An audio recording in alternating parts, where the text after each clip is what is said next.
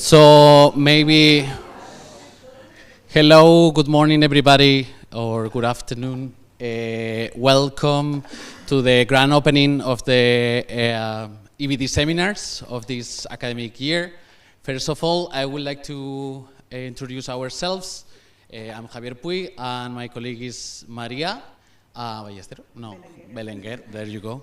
We're going to be the organizers of the EBD seminars this year, just for you if you want to contact us. And besides that, I would like to introduce Elisa Oteros-Rozas, which is going to be the speaker for today's grand opening. And she's originally from Madrid, where she did the PhD there, but then you have been all over the place, no? In Wageningen, Copenhagen, and some places also in Spain, no? In Cordoba you were also. And now you are a researcher in the University of Sevilla, no? Okay. So, and she very much works in the socio-ecosystems.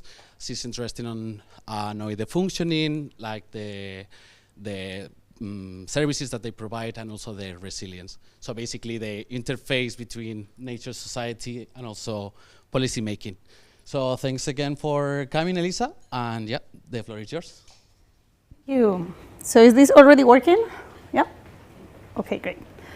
Well, so first thing, I'll acknowledge and introduce myself a bit further. And then I'll speak today about research we did on biodiversity, economy, and employment in Spain. So I'll first frame the theoretical support that we have had to contextualize this report. Then the methods we used. I will present some of the results because it's more than 200 pages, so won't have time to go through it all. And then I hope we have time to also have some debate or open floor for questions or whatever. So indeed, I'm a biologist from background. I'm a PhD in ecology from the Autónoma University in Madrid. And then I'm also part of Fractal Collective, which some of you get to know, I think. Fractal is a collective of women researchers in sustainability science who try to apply feminist epistemologies of science and also in training. So we are learning by doing on how to create and be part of a more inclusive academia, and also how to transversalize feminist approaches and gender approaches to our research. So it is through Fractal that I come to coordinate this work that I'm going to present today. But before going into that, I want to acknowledge Javier and Maria for coordinating this session today, and Elena for inviting me to present this. It has been quite a work for many, many months. It was a huge amount of work, and it's great to be able to present it, because as I might uncover later, even though there is recording ongoing, it has been quite difficult to have this publicly presented, and we can perhaps discuss later why. So this is the report. There is a full report called Biodiversity, Economy and Employment in Spain. There is also, because it was huge, and we could envision that many policymakers would not look at something of more than 200 pages, so we also created a synthesis report, 7 infographics, some of which I will be sharing, so that you can have also a taste. And I think they're quite useful for teaching, also for training, so I hope they can also be of use for you. And they're also for videos. If we have time, I'll also, and there is internet here, we didn't check that. We can watch one later. They're only 2 or 3 minutes long. So who were we? Well, this was coordinated by Fractal and Biodiversity, which is another cooperative of biologists also doing research, together with Garua and Transitando, 2 other research cooperatives, and 3 more people.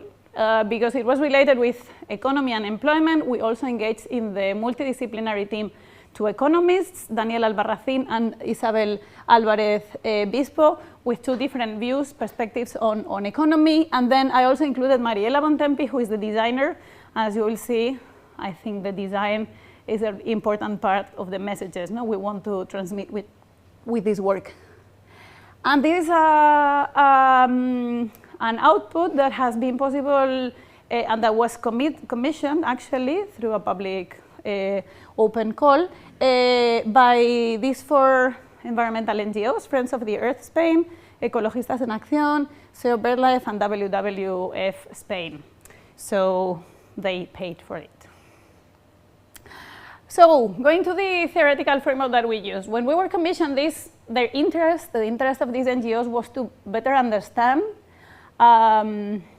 what are the linkages between biodiversity and employment. And we had the freedom to contextualize this in a theoretical framework.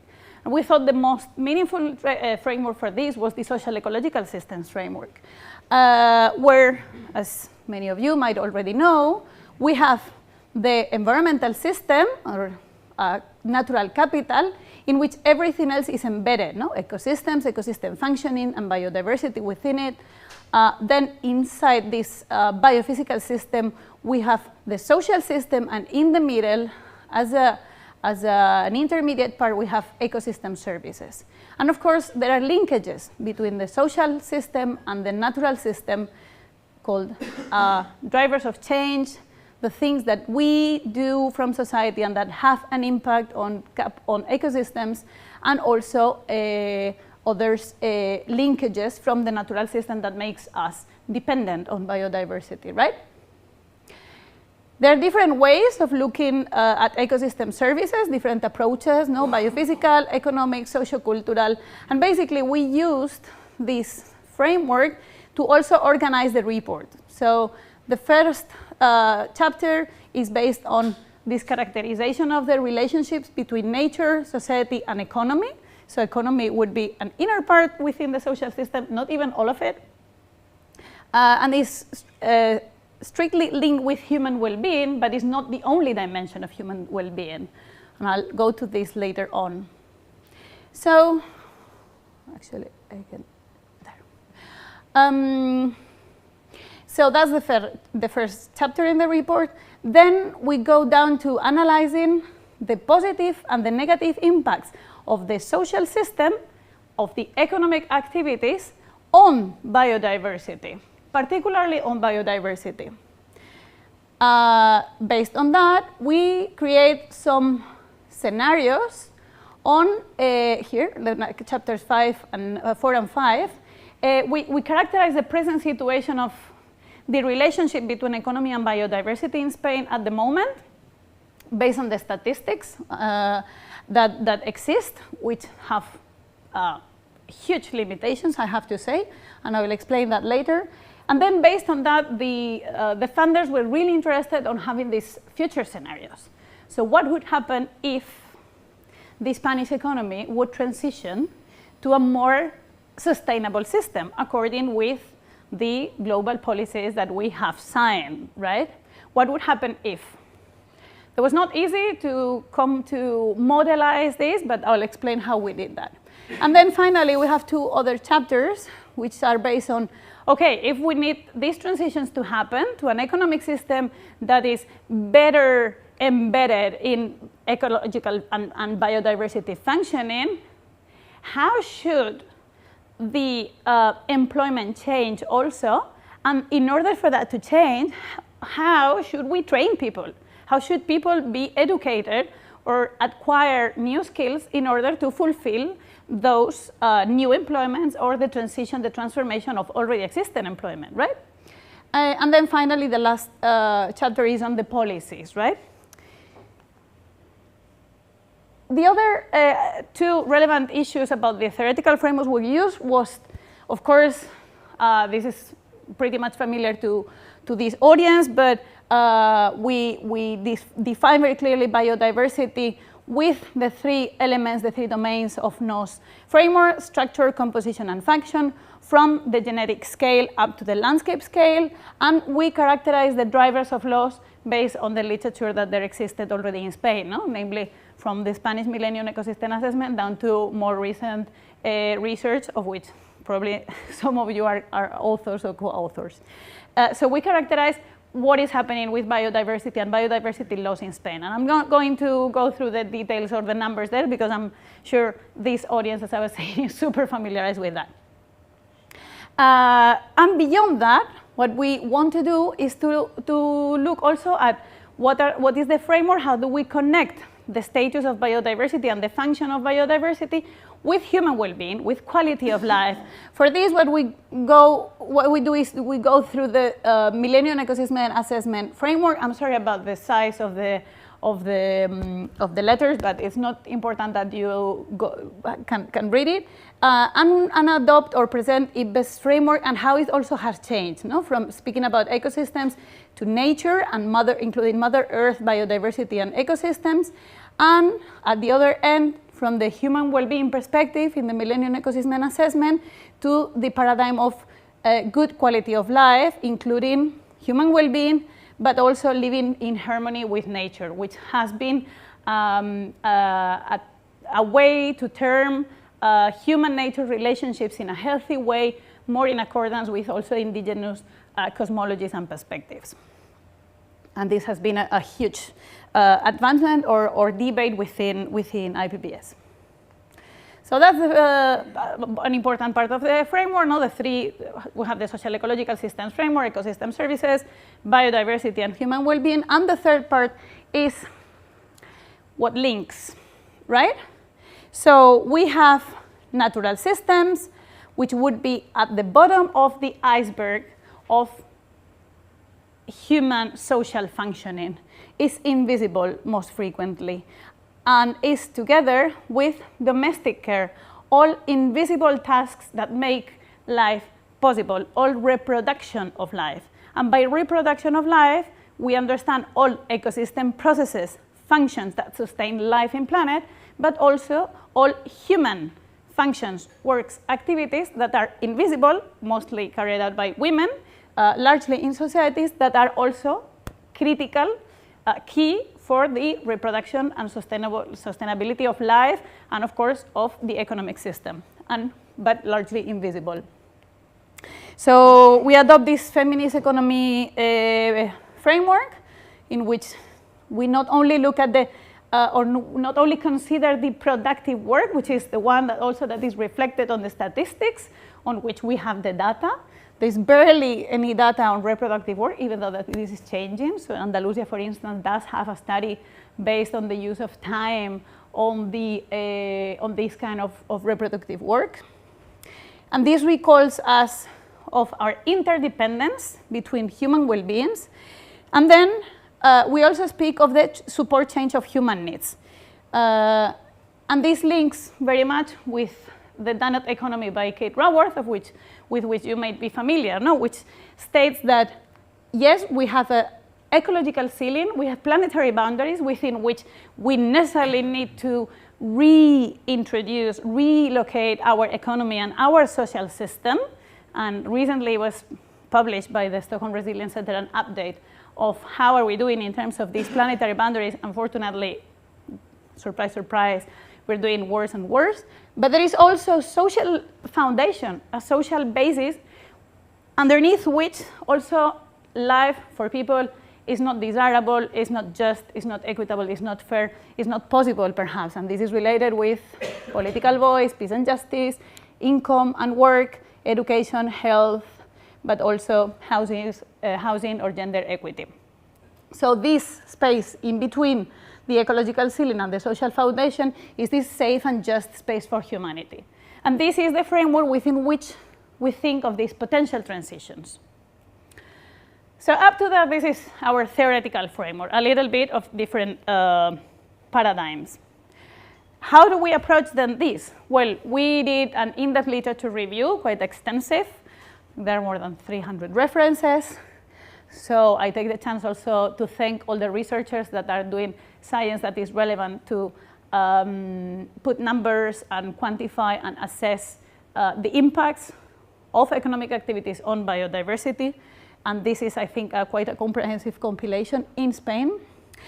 We also used the Environmental Justice Atlas, which is a project at the Institute for Science and Technology, Environmental Technology in Barcelona, ICTA, in which there is a compilation of environmental conflicts all over the world, and also in Spain, in which there is a categorization of how certain economic activities impact on people, on social justice, but also on environmental sustainability.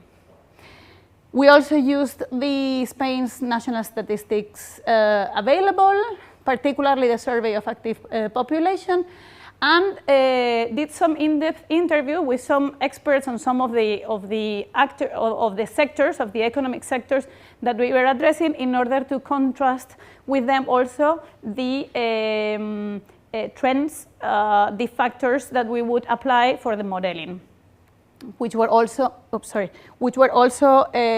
discussed in expert panels. So a combination of methodologies.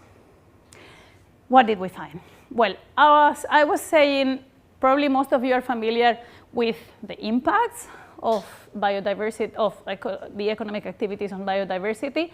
So I'm not going to stop a lot on this, but then we can, if anyone has questions, we can open. But of course, what we see is that all economic activities are related with the drivers of change that are behind the loss of biodiversity, right? In Spain, the most critical or the most important drivers of change are climate change, land use changes, pollution, overexploitation, and exotic invasive species.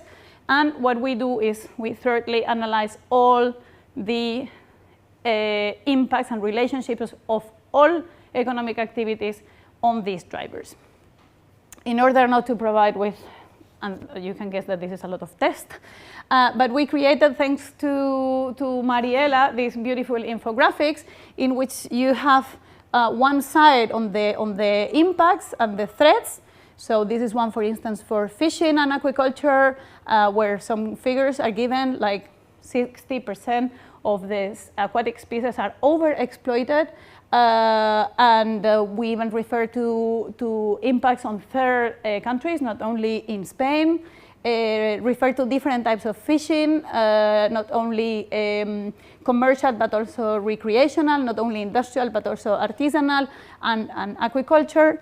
And then in the same infographic there is always the positive side also, which is chapter 3, on some positive impacts that different ways of running these activities, the economic activities, might have on and actually have on biodiversity. So what could be the alternatives for this economic model and these economic activities to transition?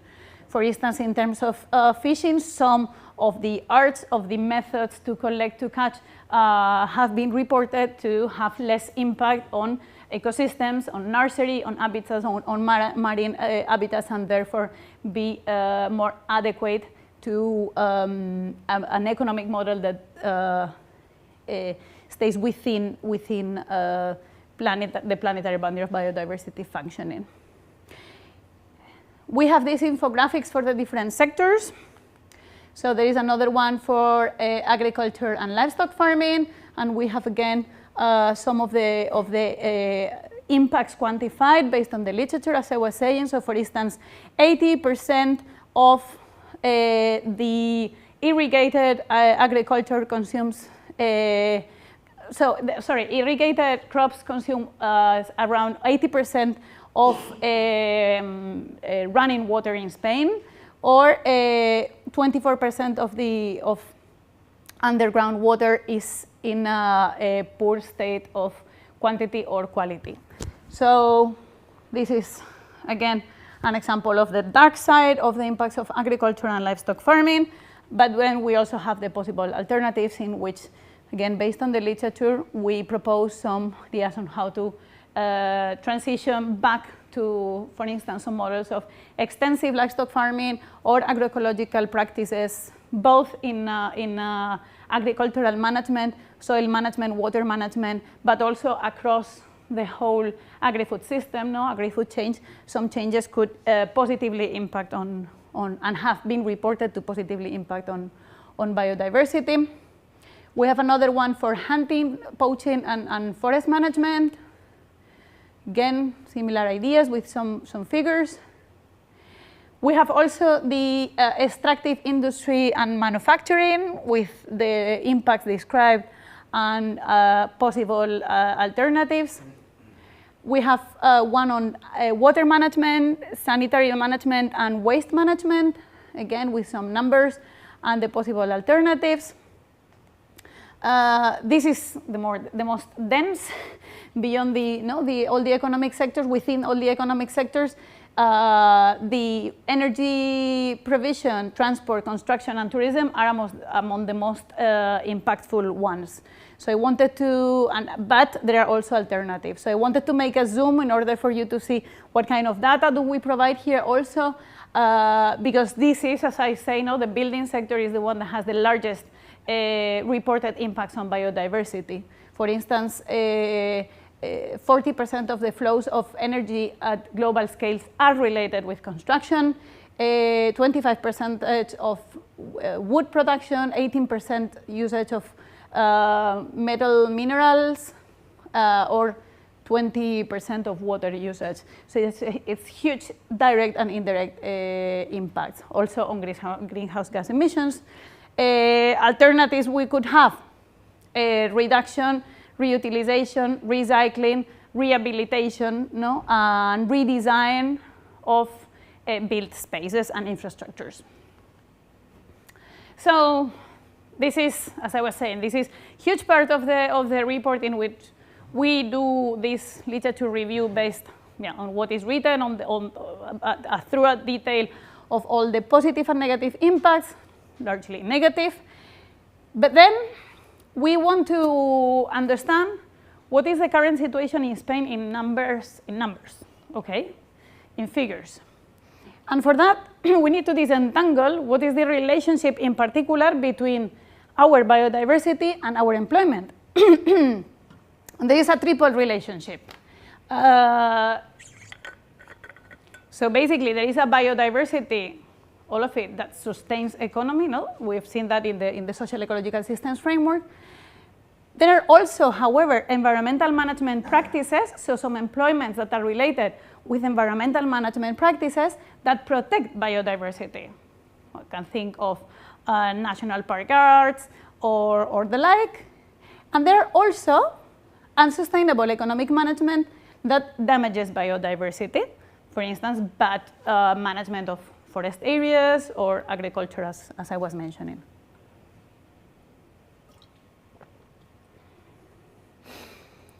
And when one starts to look into employment and biodiversity, then this, we love labels and hashtags and trendy names. Well, green employment is the one that we're interested here. No, it's everywhere.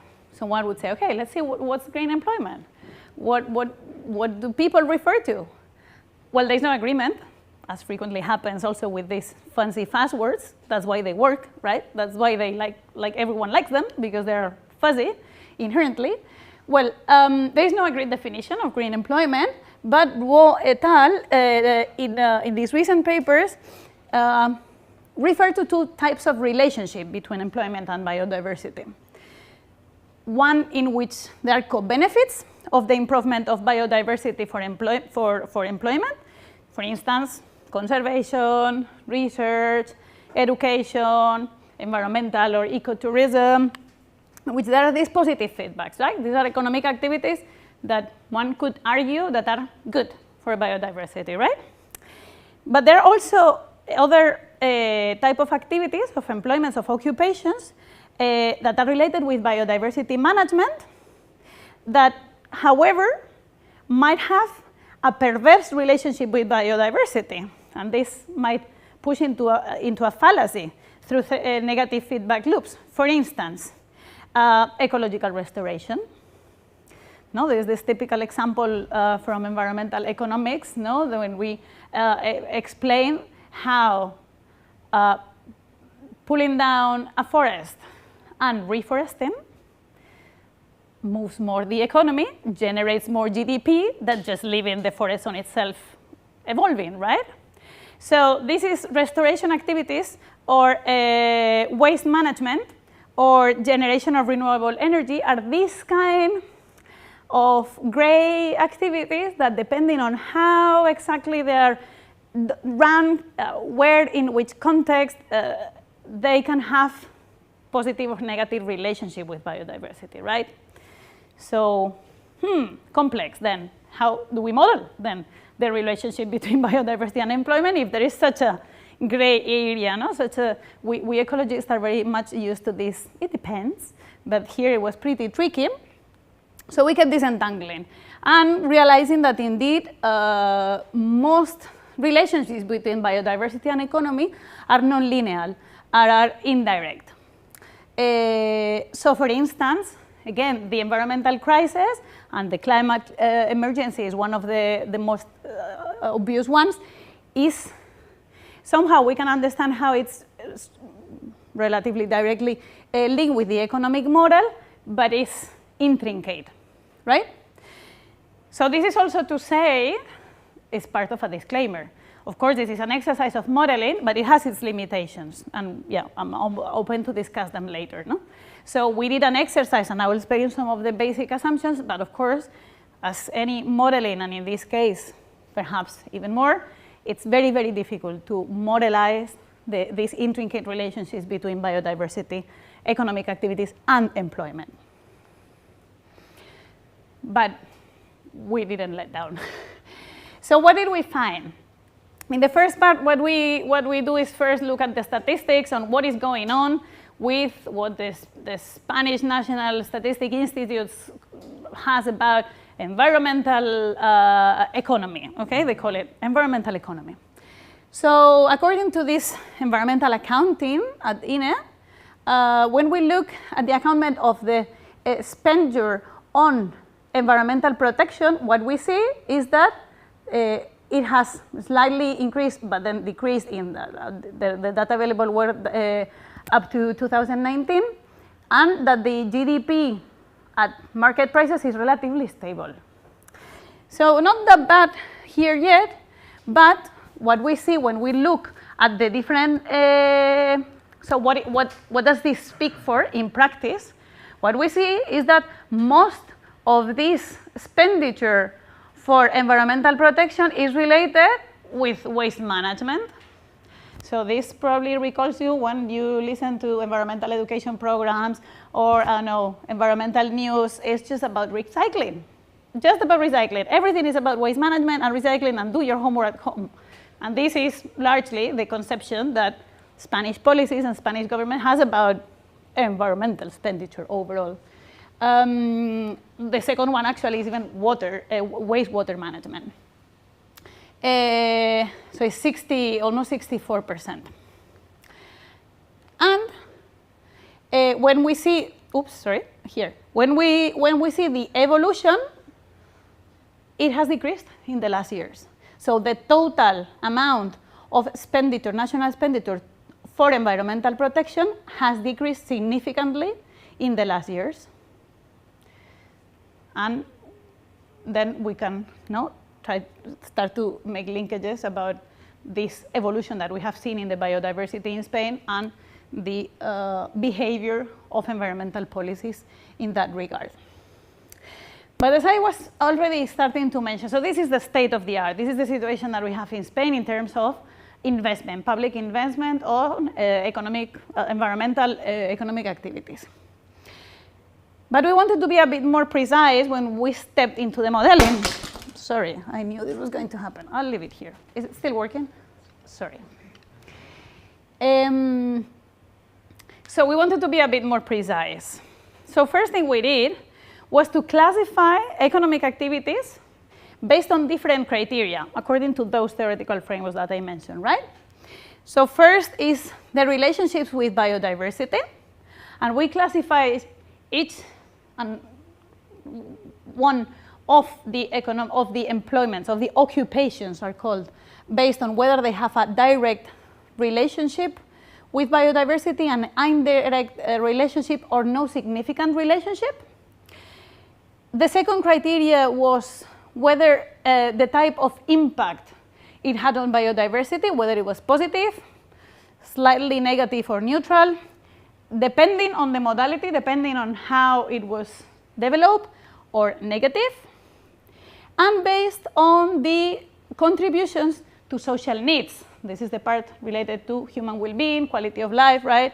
So whether it responded, and this is a synthesis of Maslow's pyramid of needs, so it's a synthesized version. So whether it responded, this occupation, to basic needs, to needs for integration and social acknowledgement, whether they were sanctuary or luxury, or damaging for others. So one by one, collaboratively in one of these panel of experts, we did this classification.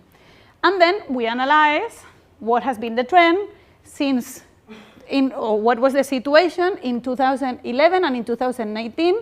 Pink is 19, green is 11 of each one of these groups. What we basically could underline here is that it hasn't changed much, but if something, what has increased is, or decreased is slightly the activities that are directly linked with impacting biodiversity, and that there is an increase in this gray zone.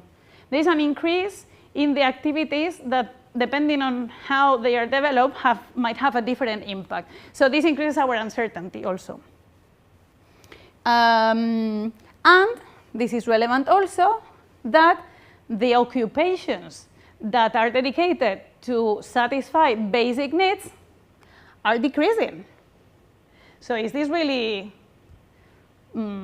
logic in terms of a desirable economy? Or what we would like is an economy to be more related with basic needs and less to sanctuary. And instead what we see is that luxury activities has slightly increased, and well, also those related with integration and social acknowledgement. So little changes, but the small changes that there exist, one could say that are going in the wrong direction, right? So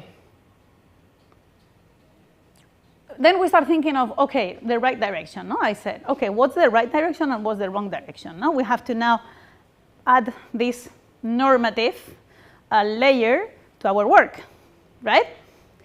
And again, we go back to Rouault, who argues that addressing the environmental crisis, which hopefully we agree upon, requires 4 transformations in occupations and employment. To incentivize the restoration work, to encourage occupations that care for and integrate into the environment, to reconvert occupations that produce services for the economy that are harmful to life, and to reconvert occupations that depend on good environmental status but are based on its exploitation, okay? And this is something we will take into account when setting the base assumptions for our modeling. The other large set of limits or context for our base assumption is set also by the NGOs that commissioned the report, the research, which is the public agenda, political agenda that we have in sustainability terms. We have signed, we have adopted as a country these agreements. The 2030 Sustainable Development Goals, no? the 2030 Agenda, the Convention on Biological Diversity, the Aichi targets, and the European Strategy for Biodiversity 2030.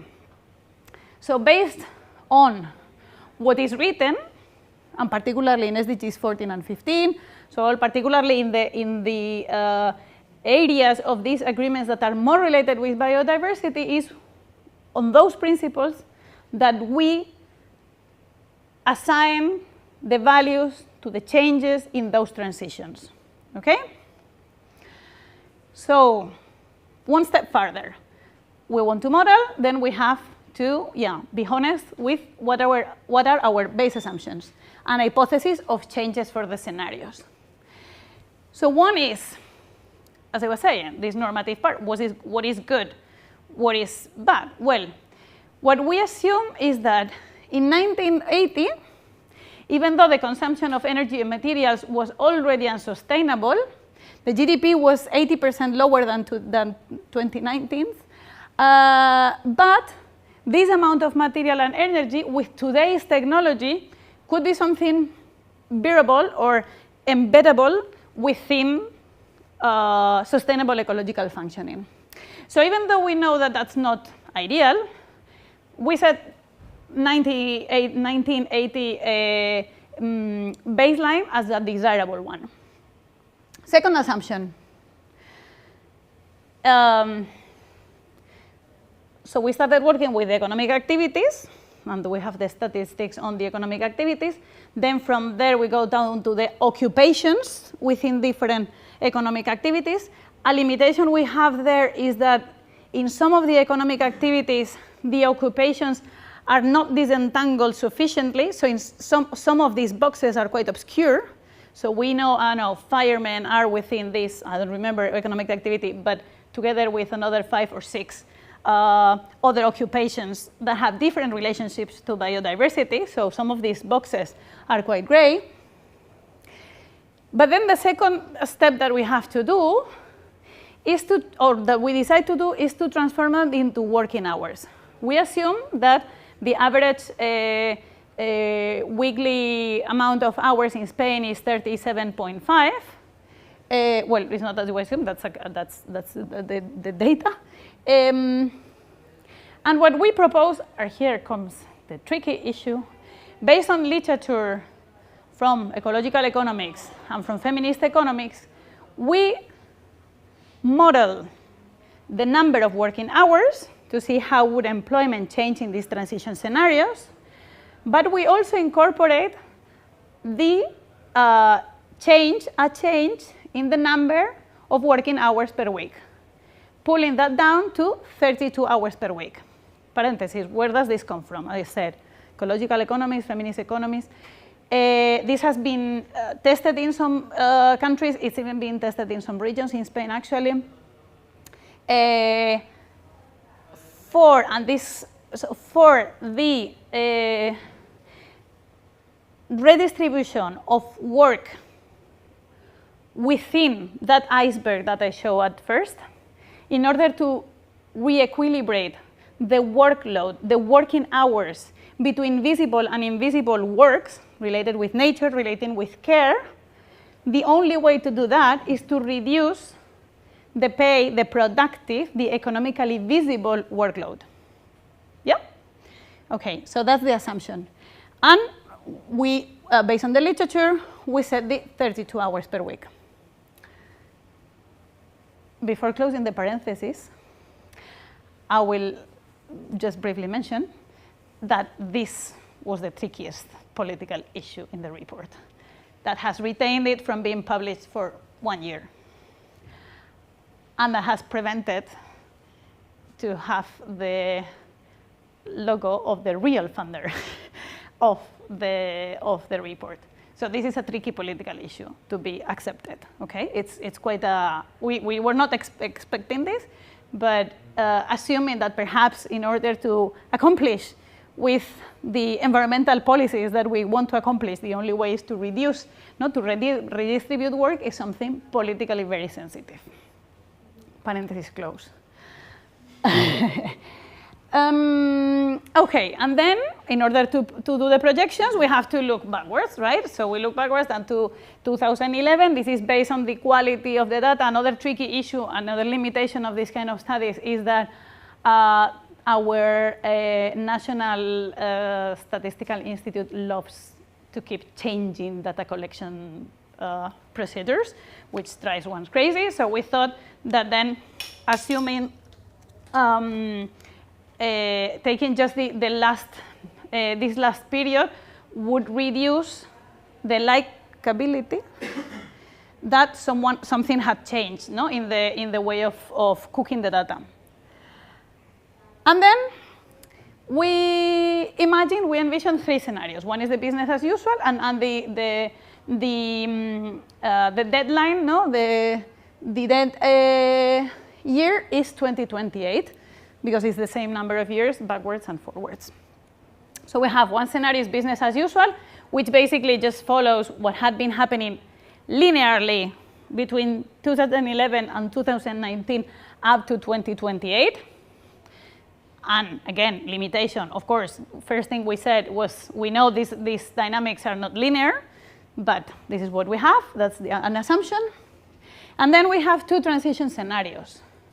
One is the smooth one, in which what we say is, let's imagine we accomplish these agendas by 2060. Okay, so that Spain would fulfill these environmental agendas and reach the environmental sustainability targets by 2060. Like, take it easy, as if we had this time. But yeah, okay, let's think about that. And the other one is a bit more dynamic. Let's imagine that that would happen earlier, okay? So it's more ambitious. What do we find then in these scenarios?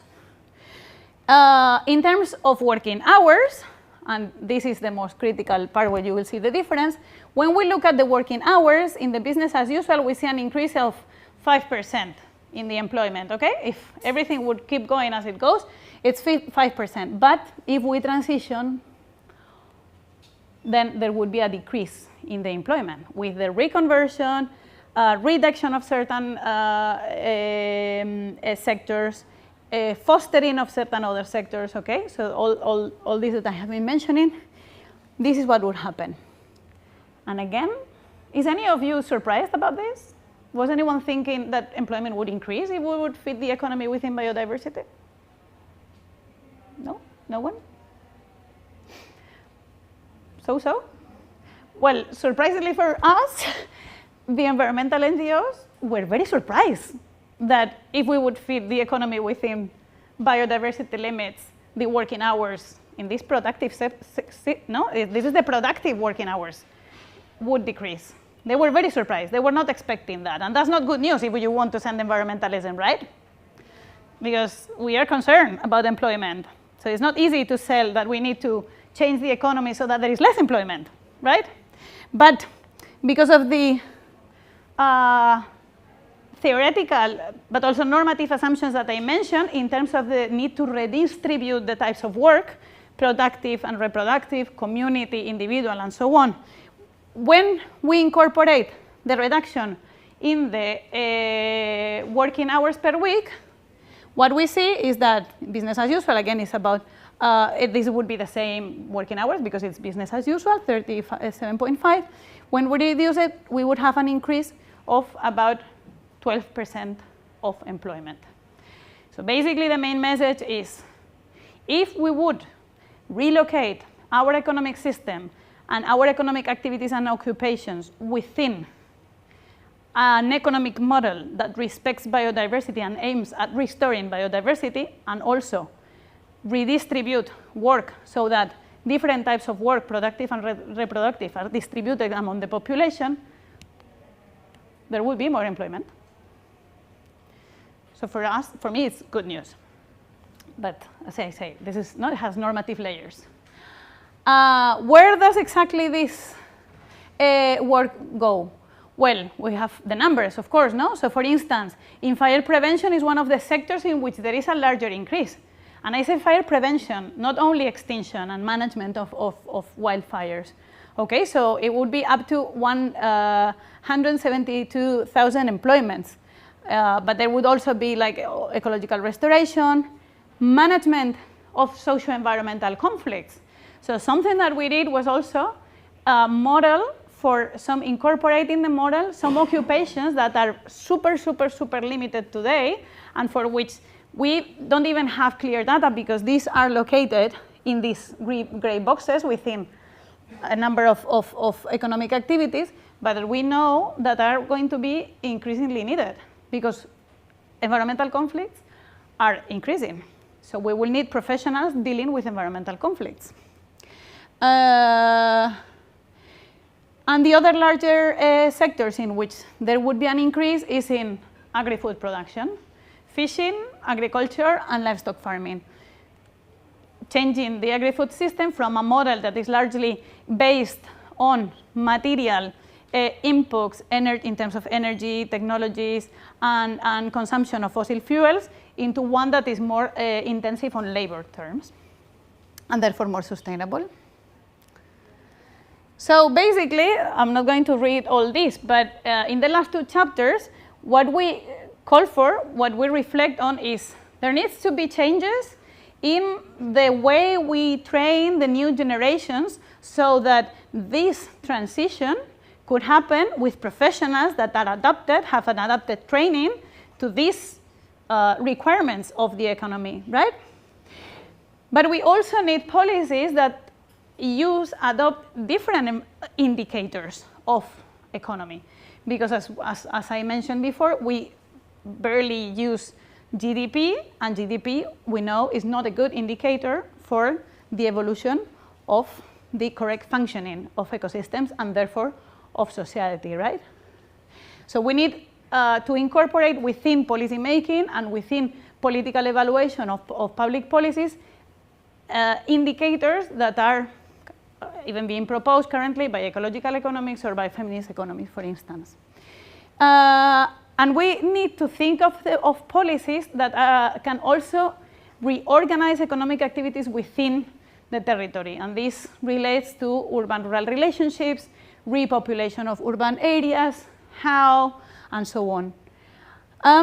The last thing that I wanted to point is, and you will also find a nice image in that regard, to change from an economy of biodiversity, which is what is being promoted now with this green economy paradigms, no, that are being largely sold, an economy of biodiversity, how to make money out of biodiversity, or these ways of understanding also grey employment, to an economic project of biodiversity conservation, where biodiversity conservation, restoration is at the center, it's at the core of all the rest of the, of all the economic model. So I'll leave you, I think we can circulate the presentation later, so you have there the whole amount of, the reports and materials and everything, and then if this works, we can just watch. There are 4 videos, they're very short, so I just linked to one of them, if it works. Perhaps I have to, no, because this is the, sorry. It's not available in the, tengo que sacar este, ¿no? Sí. In the PDF. There.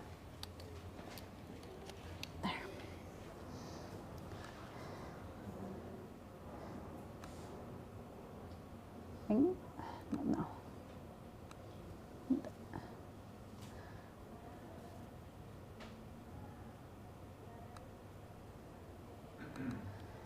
So yeah, as I was saying, these 4 videos can also be used, I think, for outreaching purposes or teaching purposes. So I just wanted to show you one, so you have an idea.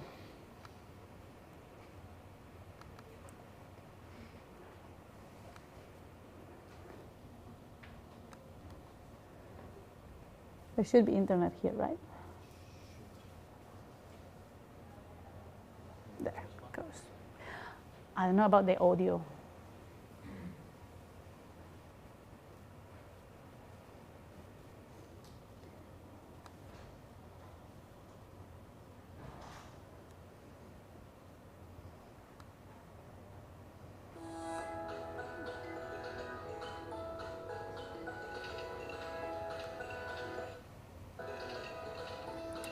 Sorry, let me make it large.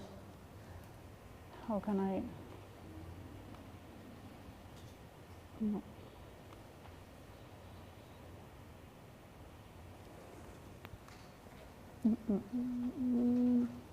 I have a orange. Double click, perhaps. No. There. There. I don't know why the quality is so poor. Shouldn't be.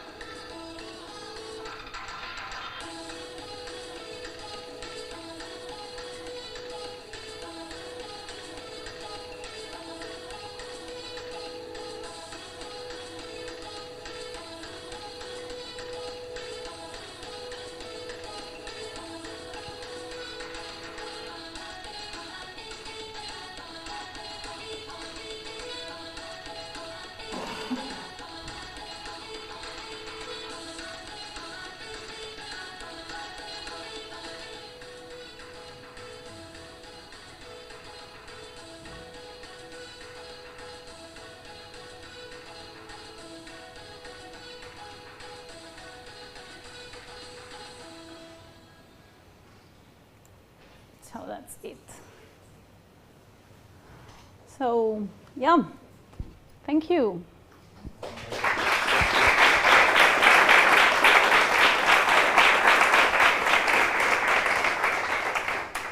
Okay, thanks again, Elisa, for this presentation. What amazing, unnecessary amount of work that you did.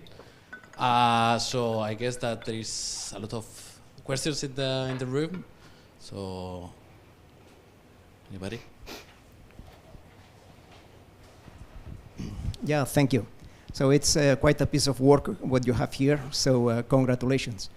So I don't know whether you imply in this report that the new activities that you proposed, more respectful for the environment and biodiversity, are framed in a new economic model, or they are framed in a liberal market economy that we have now? That's a good question. We just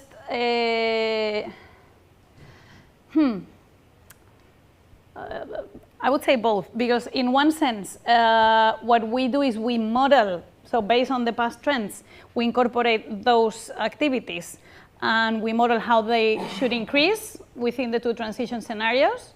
And then what I would say that is proposing or assuming a different economic model is some of the basis assumptions, such as the redistribution, so the reduction of the number of working hours per week, and the incorporation of these activities themselves. So I would say it's a little bit of both.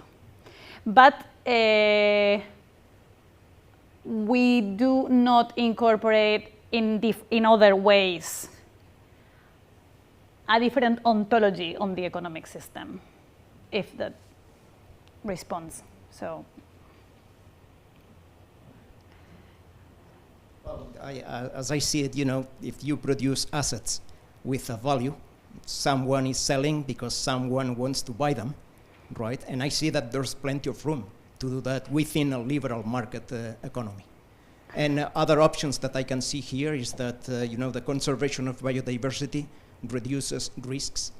So insurance companies eventually might be saving money. So they perhaps, some of these savings could be taken back to the system, just because in the end, in the long run, they can save money. So I think there's plenty of room to play with many actors here. Yeah, totally. So risk assessment, for instance, was something we discussed, and we were careful on how to incorporate it because of this little time frame we were working with, which is only 2028. So we didn't want to be over ambitious, but I totally agree. In terms of market logics, I think the most critical point is that what we do assume and what we do propose, and it's one of the baselines, is the fact that not all relevant activities have to be visible or recognized within the this visible market, what could say, economy. And this is why it's linked with the 32 hours. So we assume that some of the time of work would need to be accomplished in community work and volunteering. That's something we did take into account. And this is why it's linked with the need to have more free time. So that would be a way to reduce the amount of working hours in many of these occupations within the market economy and rather in a more social economy.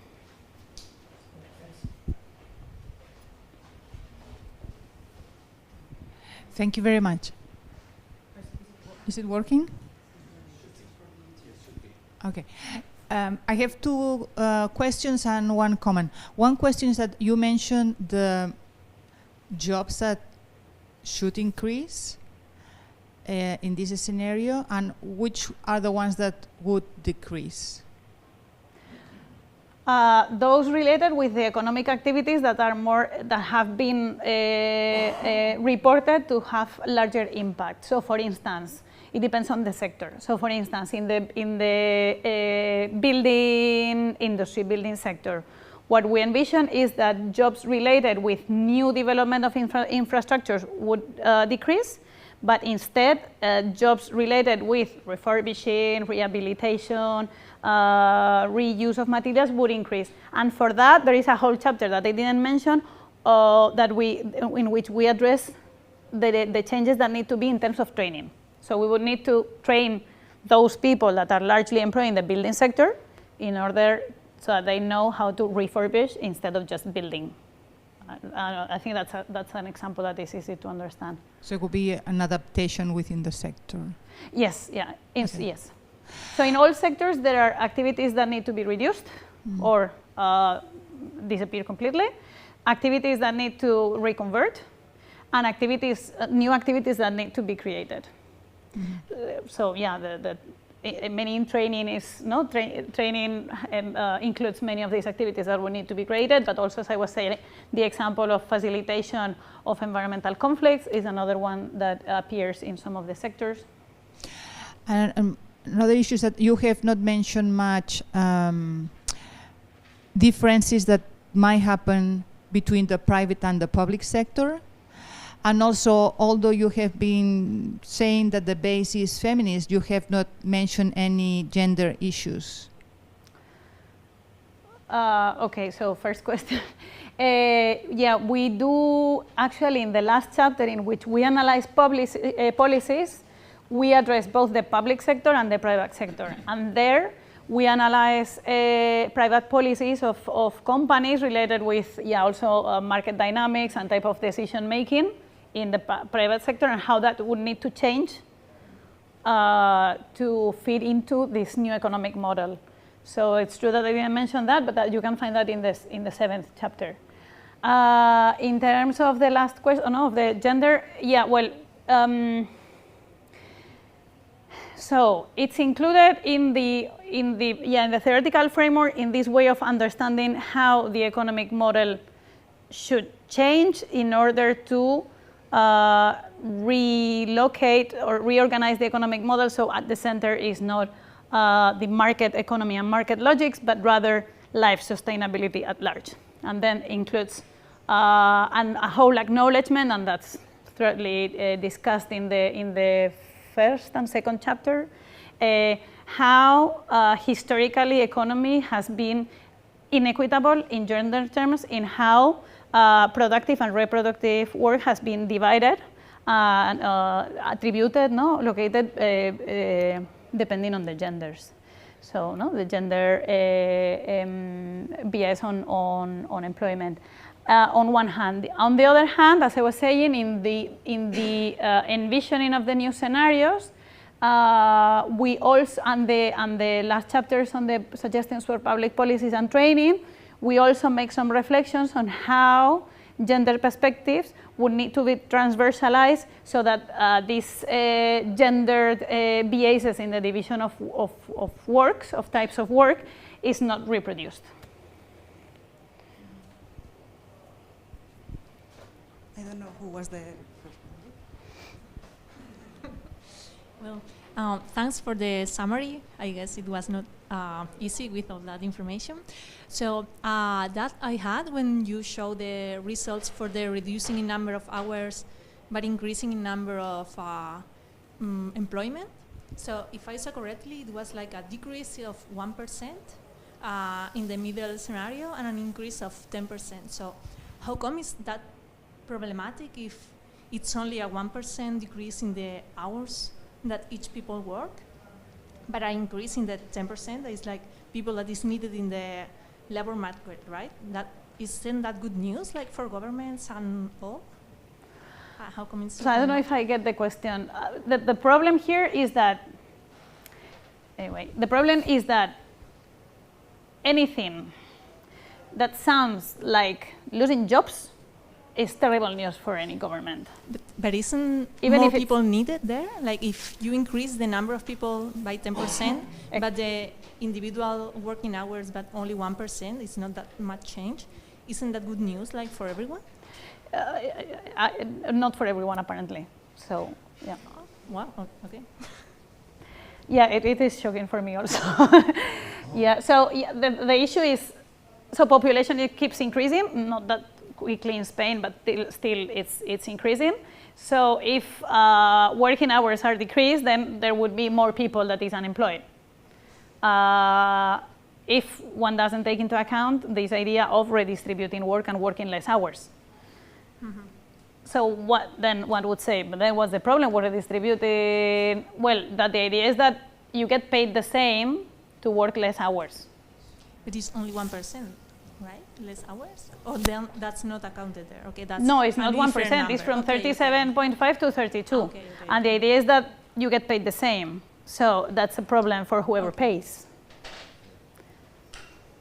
However, there's a whole bunch of literature on this, because there have been in France there was an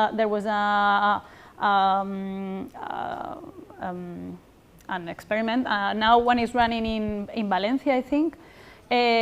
Apparently, devoting less hours to work doesn't increase workers' efficiency. So the amount of output, what could say, of production is not decreased by decreasing the number of hours significantly. So then the problem between what you are paying and what you are getting as an employer is not that large, on one hand. And on the other hand, you have more free time also to consume. So even from a capitalist perspective, it might be good news that people has more free time, not only to do community work and take care of grandma, but also to go shopping or to the cinema. Thanks. Okay.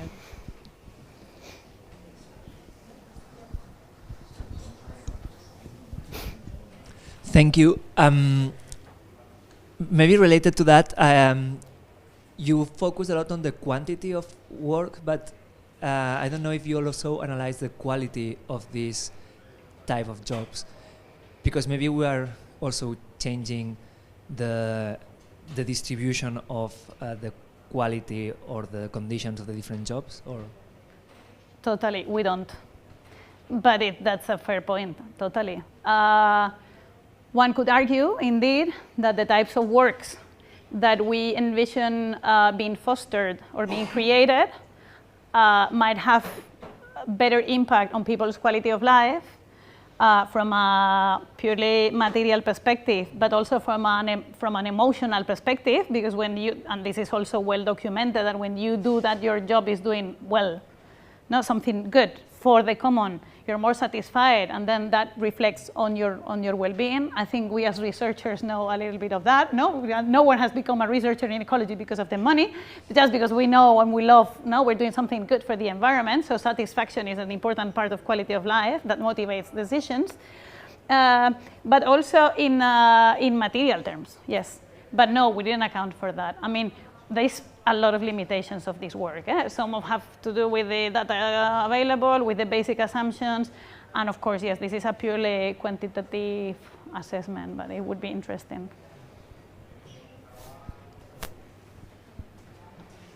I don't know if there is any question more. Maybe the last one, because we're another up. This side. Okay. I don't know if this is a fair question, but I'm going to do it. I'm sure it is.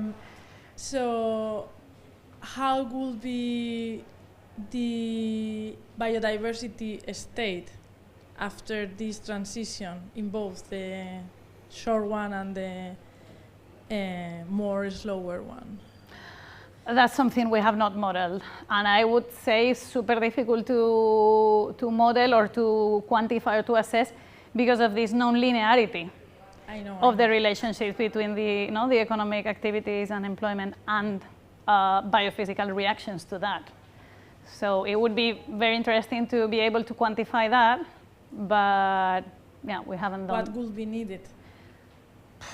We would need to, and this is something also, is an outcome of IPBES, we would need to better understand the dynamics, the non-linearity, and the system dynamics between the governance system, the economic system, and the biophysical system. And this is one of the main outcomes of IPBES. We did, with Lucas Mastrangelo and many other authors from IPBES, we did a systematic review of 7 of the IPBES reports, and this was one of the main messages. One of the things that has changed from the Millennium Ecosystem Assessment to IPBES assessments is that we still have a huge gap on understanding these complex linkages between governance at large, so including institutions, economic dynamic systems, and biophysical outcomes.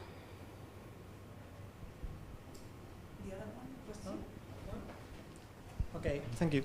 So I have, I love the discussion about how economy interlinks with biology and biodiversity, but with employment, I have a thing running in my mind, inside my mind, if employment, I understand employment as a chain of employee to employer. There is no unequal relationship between those two faces of the same coin. Employers are usually the ones that will have more influence, for example, in economy, the decisions, in political agenda, etc., etc. So what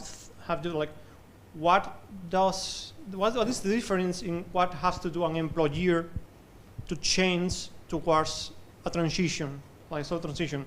Is it making more jobs, making more preventive jobs, prevention of wildfires? That it's more like an employee thing or an employer thing, a thing a boss have to think about, and not the one doing the job, the field job. I don't know if you understand. Yeah. Thanks for the reflection, because I think that links very much with who bears the responsibility for these changes, right?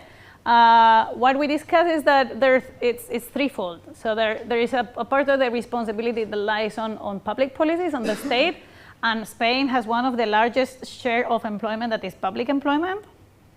And we could discuss a lot about pros and cons of that. But yeah, public policies and the state at all levels. Private entities that we're discussing, the private employer could have a lot to say in terms of reconceptualizing work, and this links with Nacho's question also, no? What is work for?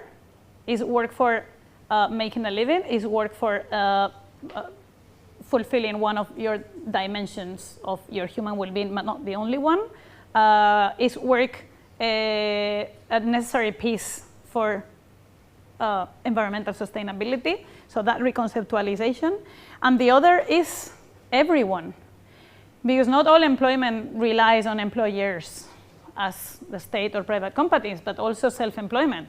So one of the things that we argue is that in Spain there is plenty of room for if public policy is a company, and this is public policies, there is plenty of room for community initiatives that also propose to fill these gaps. I think some of these cooperatives, not Fractal, because we're affiliated to several universities, so it's not like I would say a very economically active cooperative, but Garua or Transitando or Biodiversa are. So no, there's plenty of cooperatives within this, this social and solidarity economy that are examples of self-employment that are aiming at fulfilling these gaps. So I think, again, there is responsibility is shared proportionally, but there is room for action at different levels and within different parts of the population. Yeah. Okay, thank you. Thank you. And well, yeah, thank you, Elisa. I don't know if there is any question short in this case or the time is over because this should end at 2. I hope you like this seminar. I love it. Thank you. And well, I don't know if you have more time, but maybe we can do some questions more, but just closing that more close to each other. Okay? Thank you for coming.